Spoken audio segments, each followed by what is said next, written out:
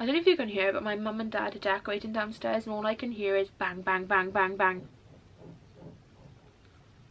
Hi everyone and welcome back to the Scrunch YouTube channel. So for this week's video, I'm actually not doing a bunch of Scrunch because I've not quite been in the right place mentally and I just didn't do enough filming last week to actually put together a full episode for anyone. So instead I've decided to do a more usual YouTube video, I guess. I'll be completely honest with you, I had no idea what video to film for this week, but then Ruby, one of our lovely promoters, came up with the idea of doing an assumptions video. Now I've seen so many YouTubers do this type of video, however I've never seen it done small brand edition, so I thought that was pretty unique, so here we are. I asked over on my Instagram for you to fill out a form with some anonymous assumptions about me, about the brand, about owning a small business, and you guys have left about 21 of them for me to answer, so let's get straight into today's video. Just a short disclaimer before we do get started, none of this is to be taken seriously whatsoever. This is just a bit of fun and I had so much fun reading through these assumptions earlier on. Some made me giggle, some made me just go WTF, but we'll go with it. So the first assumption that we have gotten is it true that you would quit your other job to work full-time Scrunch? 100%. That is my end goal. So if you don't know, maybe you don't really watch a bunch of Scrunch videos, maybe this is the first one you've ever clicked on. I do work full-time alongside owning Scrunch. Scrunch is more of like a part-time hobby, I guess. Any spare minute I have goes into this company, whether it's filming for YouTube, whether it's making products, sending PR out, anything. Every second I get spare is spent on Scrunch, but I would totally love to one day be full-time Scrunch. That is kind of like the end goal. I mean, I wouldn't have a company if I didn't want it to do extremely well, but that is totally the end goal, so that assumption is totally correct. The next one is you put more money into the business than you get out of it. Again, this is a totally true assumption, it's totally correct. Any small business, if you're going to run it correctly, you won't make profit until about 3 to 4 years into the business, because you're constantly wanting to invest into making it the best thing you possibly can have. So again, that is totally correct. I think I probably spent about £5,000 to £6,000 on my company and we earned £2,500 last year. That's obviously for anything we sold in the last year, so we definitely have not made back any of the money even close to what we put into the brand, but we are shortly getting there, slowly but surely. The next assumption kind of links to the other one, I guess. You spent over £2,000 on Scrunch. I definitely have spent more than £2,000 on Scrunch. For a start, my embroidery machine was £1,100 and that was discounted down by quite a few £100s already because it was a Black Friday sale. So just equipment alone we've probably spent well over £2,000. We've got the embroidery machines, we've got the sewing machines, we've got so much going on electrically. I think we've spent £2,000 just on the equipment we actually use. The next assumption is you wish your customer base was more ranged. I do and I don't. It's kind of correct but kind of false. I feel like I have a really cool range of customers and supporters, and most of them have been there since day one or, you know, joined shortly after. I love having the same people buy from my company because it means I'm doing something right. I think if you buy from a company once and then kind of forget about it and don't really go back to it, you kind of have that feeling of, was you really that memorable? So having the customers I have that always repeat buy and get ready for launches, put on countdowns, it kind of humbles you into thinking I'm doing something right because they want to keep coming back for more products. They obviously like what I'm doing, they obviously want to show support. So definitely in a way, no, I love the customers I have, but at the same time, I mean, every brand wants to grow, so having new customers every now and again wouldn't hurt either. It definitely does feel absolutely amazing when you put your love, your heart and soul into any product and it sells out. So I guess you could kind of say it's true and false at the same time with that one. The next assumption is your pet peeve about owning a business is people only wanting to or talking about free stuff. This is totally correct as well. That assumption is 100% correct. I get so many messages of people on Instagram, which is why I've turned my DMs off. I've muted them unless I'm in a group chat. The only messages I get are from my group chats now because I get so annoyed with it. every business goes through the same thing, it's not just me, and I know that. However, I get so many like small micro influencers who message me on DMs. They don't even follow the brand, they've never ever seen a photo of the brand, but they've maybe seen one of our promoters say, you know, I've had these really cool scrunchies today, look at these, but they just expect you to send them stuff as well. Supporting a small business isn't buying things, it's not receiving items, free or paid for. It's about following that brand, sharing them on your story, sharing it to your group chats, commenting on their photos. That is how you support a small brand. So definitely when people are like, oh, I love your small business, can you send me PR? I'd love to show them off to my followers. It's kind of like, well, technically you could do that just from sharing one of my Instagram posts. I feel like if you're going to receive PR from myself, I like to give back to those who give to me. So if you've given me your love and support, then yeah, totally, I'd happily give you PR. But if I've never heard of you before or even seen you follow the brand, why would I give you my profits for you to just put it on your Instagram story once? So again, yes, totally true assumption. I hate it when people message you only wanting free stuff. It is so annoying, and it's kind of disheartening as well, because like I put so much love and stuff in and money into these products, and people just don't seem to realize that. So yeah. The next assumption is a mean one. You're only in it for the money, which is completely false. I think I have more than proven to you guys that I don't make much money off this brand at all.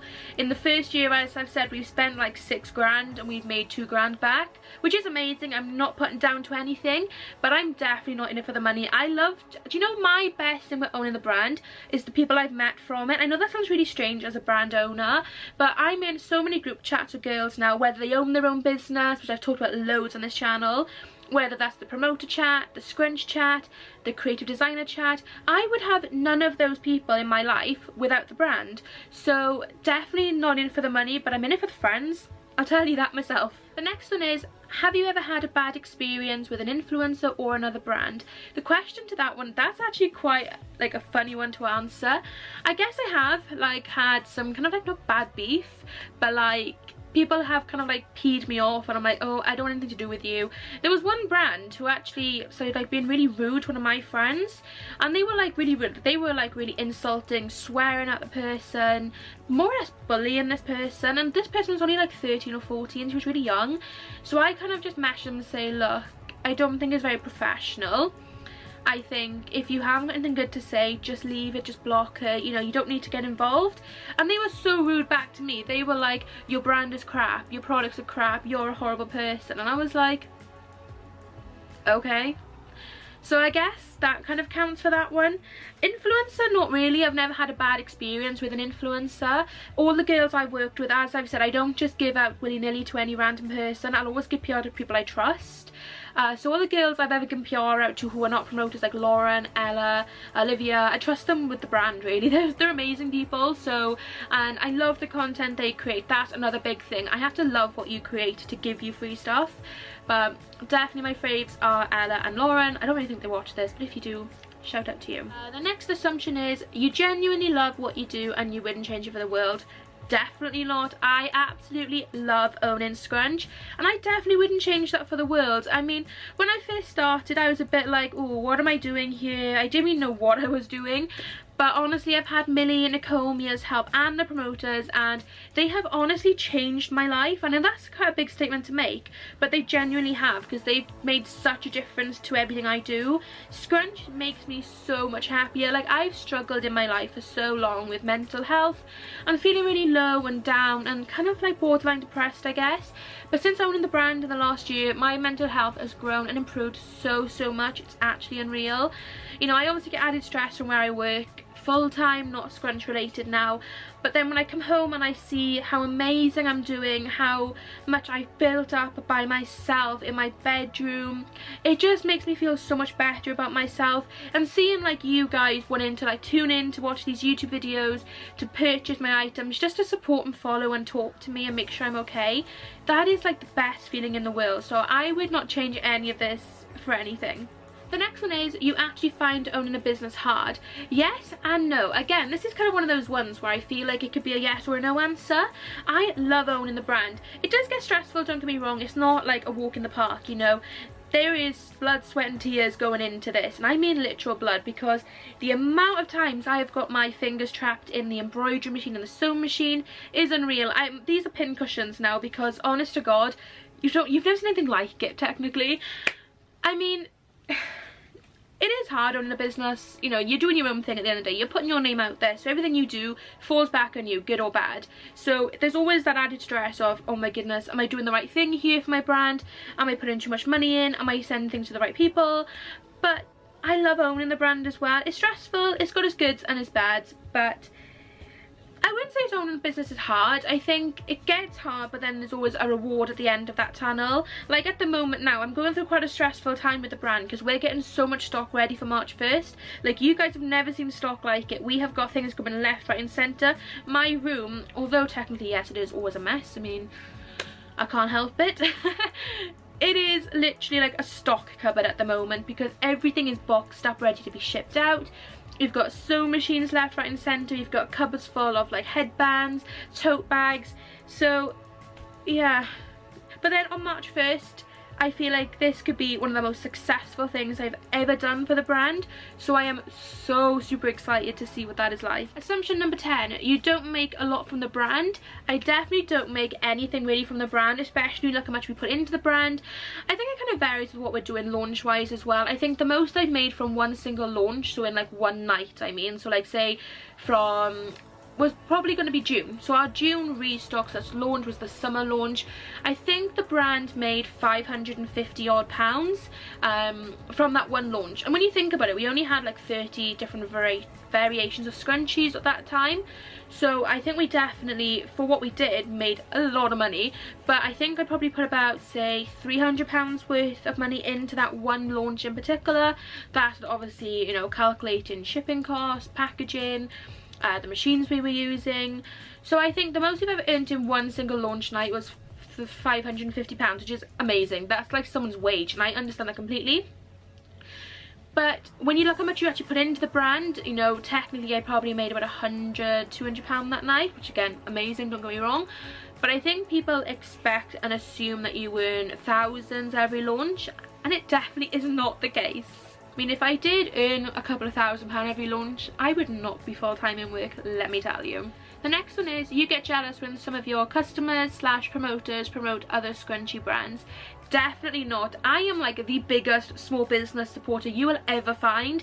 I love when my promoters, my supporters, my customers, my friends are like, Liv, this new brand is amazing, check them out, share them. I love that, because I think we all need to stick together these days. Big brands are taking over, but let me tell you, small businesses are a force to be reckoned with, because we are owning the game right now. I mean, look at the cute packaging you get from a small business. You would never get that from these big industrial companies. So I'm such a big supporter of small businesses. You know, look at the group chats I'm in. I've got so many brand friends, and it's amazing. We always buy from each other, we support each other, we share each other.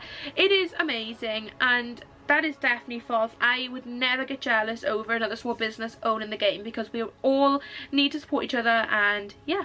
The next one is, the mini scrunchie is your favourite. True, I love the mini scrunchie, and it will be back March 1st. I think I probably announced it already, but it will be back March 1st. Now, Millie is my best friend. If you don't know, I'll leave a little photo up here of her. She's my best friend. We met like nearly 2 years ago now. Wow, that went quick. And when we first launched the brand, I said, look, let's create a little collab together, because we're starting this together. You know, let's make it iconic. And the mini scrunchie was a baby pink satin fabric, and it was insane. I love it. It's still one of my favourites. It's so nice in your hair, and yeah, why wouldn't you want that in your life? The next assumption is you like all your customers. 100%. If I didn't like my customers, I'd be doing something wrong. My customers are the most insane people in the world. They are literally making my little dream become a massive reality. So I'm always going to be thankful for that. Okay, the next assumption is some customers are rude.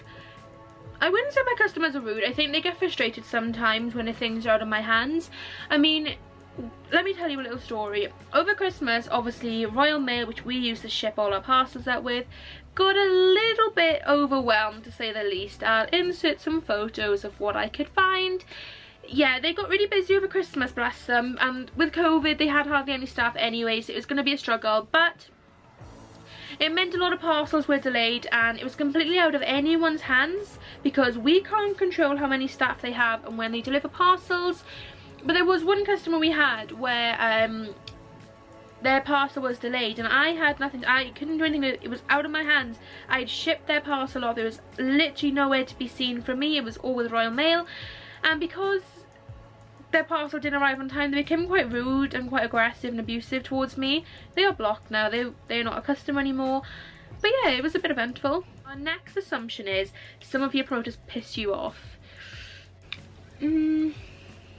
No. Our next one is you have a favourite promoter. I definitely don't have a favourite promoter in the world, let me tell you.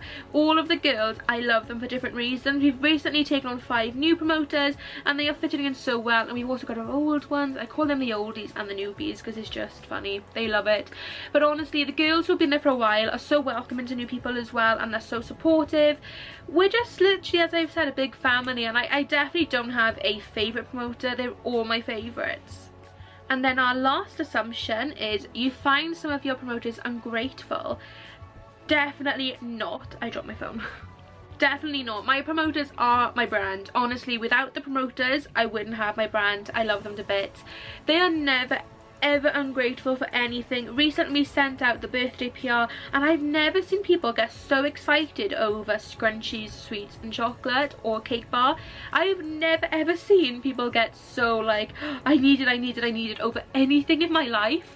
They are so grateful for everything they get from the brand, and I'm so grateful for the work they put in for me. Honestly, they've changed the brand for the better, and yeah, they would never be ungrateful. So I'm all out of assumptions. That is everything I've received for this video. There were some really good ones in there, so thank you to anyone who actually replied to my little document.